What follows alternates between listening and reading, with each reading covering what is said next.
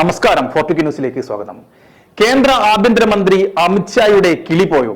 പുള്ളിയുടെ ഇപ്പോഴത്തെ പ്രവൃത്തി കാണുമ്പോൾ അങ്ങനെ സംശയം തോന്നിയാൽ അവരെ കുറ്റം പറയാൻ കഴിയില്ല. ഇക്കഴിഞ്ഞ ലോക്സഭാ തെരഞ്ഞെടുപ്പിൽ വലിയ തിരിച്ചടിയാണ് ബി നേരിട്ടത്. എന്തുകൊണ്ടാണ് ഈ തിരിച്ചടി നേരിട്ടത് എന്നതിന് ഒരേ ഒരു ഉത്തരമേ ഉള്ളൂ. ബി വർഗീയ രാഷ്ട്രീയ പ്രചരണ തന്ത്രം പാളിപ്പോയി എന്നതാണ്. തട്ടിക്കൂട്ടി അയോധ്യ രാമക്ഷേത്രത്തിൽ പ്രതിഷ്ഠ നിർവഹിച്ചതുവരെ ബി തിരഞ്ഞെടുപ്പ് തന്ത്രത്തിന്റെ ഭാഗമായിരുന്നു. അത് കേന്ദ്രീകരിച്ചാണ് ബി പ്രചരണം രാജ്യം മുഴുവൻ നടത്തിയത്. പക്ഷേ എന്തായിരുന്നു ഫലം? അയോധ്യ പറഞ്ഞ് ഏറ്റവും കൂടുതൽ വോട്ട് പിടിക്കാൻ നോക്കിയ ഉത്തർപ്രദേശിൽ ദയനീയമായി തോറ്റു. അയോധ്യ രാമക്ഷേത്രം നിൽക്കുന്ന ലോക്സഭാ മണ്ഡലത്തിലും വലിയ തോൽവി ബി ഏറ്റുവാങ്ങി. വർഗീയ പ്രചരണത്തിന്റെ കാലം കഴിഞ്ഞു എന്നത് വ്യക്തമായി മനസ്സിലാക്കേണ്ടവർ അന്ന് തന്നെ മനസ്സിലായി. അതുകൊണ്ട് തന്നെയാണ് ബി തെരഞ്ഞെടുപ്പ് പ്രചാരണ രീതിക്കെതിരെ RSS മേധാവി തന്നെ പ്രതികരണവുമായി രംഗത്ത് വന്നത്. ജനങ്ങളെ ഭിന്നിപ്പിക്കുന്ന രീതിയിൽ പ്രചരണം നടത്തിയത് ബി തിരിച്ചടിയായി എന്നത് കൃത്യമായി മോഹൻ ഭഗവത് ചൂണ്ടിക്കാട്ടി. അയോധ്യയിലെ തോൽവിയോടെ, ഉത്തർപ്രദേശിലെ ദയനീയ പ്രകടനത്തോടെ നരേന്ദ്രമോദി വാരണാസിയിൽ വോട്ടെണ്ണൽ ഘട്ടത്തിൽ 8000 വോട്ടുകൾ വരെ പിന്നിൽ പോയതോടെയാണ് RSSന് കാര്യം മനസ്സിലായത്. കാരണം ഹിന്ദുത്വ രാഷ്ട്രീയം കേട്ട് ജനങ്ങൾ വോട്ട് ചെയ്തിരുന്നുവെങ്കിൽ ഇതൊരിക്കലും സംഭവിക്കില്ലായിരുന്നു. പിന്നെ ഉത്തരാഖണ്ഡ് ഉപതെരഞ്ഞെടുപ്പ് പുണ്യഭൂമിയായ ബദ്രിനാഥിലും ബി പരാജയം രുചിച്ചു. അതായത് വർഗീയ രാഷ്ട്രീയം ബി പണി കൊടുക്കുന്നു എന്നതിന്റെ വ്യക്തമായ ഉദാഹരണം. ഇനിയും അത് പറഞ്ഞാൽ ബി തിരിച്ചടി ലഭിക്കുമെന്നും തത്വത്തിൽ അത് സഹായിക്കുക ഇന്ത്യ മുന്നണി ആയിരിക്കുമെന്നും ചുരുക്കം. പക്ഷേ അമിത്ഷായ്ക്ക് മാത്രം അത് മനസ്സിലായില്ല.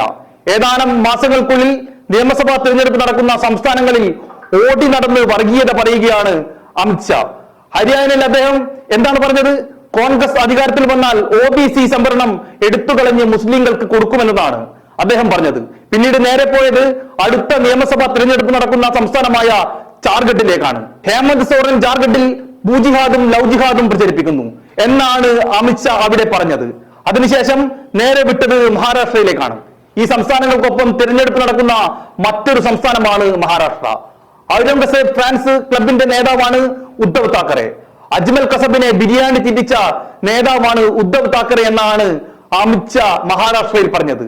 അജ്മൽ കസബ് ബിരിയാണി കഴിക്കുന്ന സമയം ഉദ്ധവ് താക്കറെ ബി പക്ഷത്തായിരുന്നു എന്നതും മറ്റൊരു സത്യം. അങ്ങനെയെങ്കിൽ ബിരിയാണി ഉരുട്ടിക്കൊടുക്കാൻ അന്ന് അമിത്ഷായും ബി കൂട്ടുന്നു എന്നതും മറ്റൊരു കാര്യം. ഔറംഗസേബിന്റെ ഫാൻസ് ആണ് ഉദ്ധവ് എന്ന് അറിഞ്ഞു തന്നെ ആണോ അമിത്ഷാ കഴിഞ്ഞ നിയമസഭാ തെരഞ്ഞെടുപ്പിൽ ഉദ്ധവിനെ ഒപ്പം നിർത്തി മത്സരിപ്പിച്ചത് എന്നതും മറ്റൊരു സംശയം. സത്യം പറഞ്ഞാൽ ഇന്ത്യ മുന്നണിക്ക് കാര്യങ്ങൾ എളുപ്പമാക്കി കൊടുക്കുകയാണ് അമിത്ഷാ. കാരണം തീവ്ര വർഗീയത പറഞ്ഞ് 3 സംസ്ഥാനങ്ങളിലും ലോക്സഭാ തെരഞ്ഞെടുപ്പിനെ നേരിട്ടവരാണ് ബി. പക്ഷേ ജനം അത് തള്ളിക്കളഞ്ഞു. മഹാരാഷ്ട്രയിലൊക്കെ ബി തോറ്റു എന്നല്ല, അതിദയനീയമായി തന്നെ ബി ജനങ്ങൾ തള്ളിക്കളഞ്ഞു എന്നതാണ് സത്യം. ഹരിയാനയിൽ സീറ്റിന്റെ എണ്ണം പകുതിയായി കുറഞ്ഞു. ഹേമന്ത് സോറനെ പിടിച്ചകത്തിട്ട് പഠിച്ച പണി 18 പയറ്റിയിട്ടും ഉത്തരാഖണ്ഡിൽ പ്രതീക്ഷിച്ച വിജയം നേടാൻ ബി കഴിഞ്ഞില്ല. എന്നിട്ടും വീണ്ടും അമിത്ഷാ ബി തോൽപ്പിച്ച തന്ത്രങ്ങളുമായി തന്നെ വരുമ്പോൾ ഒന്നുറപ്പാണ്, പുള്ളിയുടേത് ചാണക്യ ബുദ്ധിയല്ല, വെറും ചാണക ബുദ്ധി തന്നെയാണ് എന്നത്.